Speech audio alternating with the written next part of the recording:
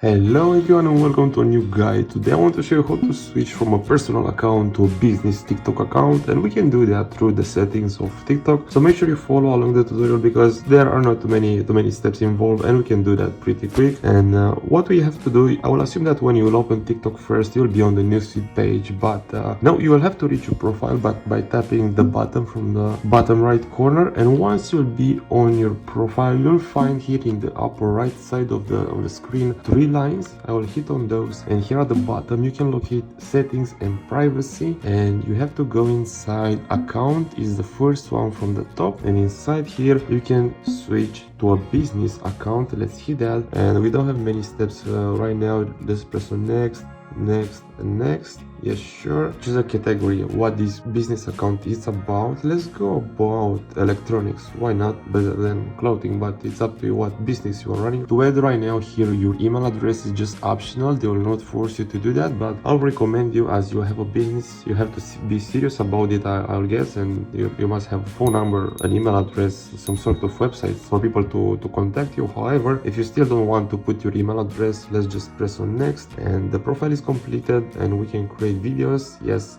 let's press on maybe later. I will create some videos about it. Let's press on the X, and my account is a business one. How do I know that? Well, if I press on the edit profile, I can see all the extra options here that I have. As I switch to a professional account, a business account, I can see more settings here, and I can personalize it even further more than a personal account. And if we have a quick look back into the settings, let's go settings and privacy, account again, I can see switch to a personal account, which definitely means I'm a professional account right now. So that being said, that was the guide how to activate a business account on TikTok. I really hope this tutorial helped you out. Don't forget to thumbs up the like button and give us any comments in the comment section if you have any questions. Have a great day.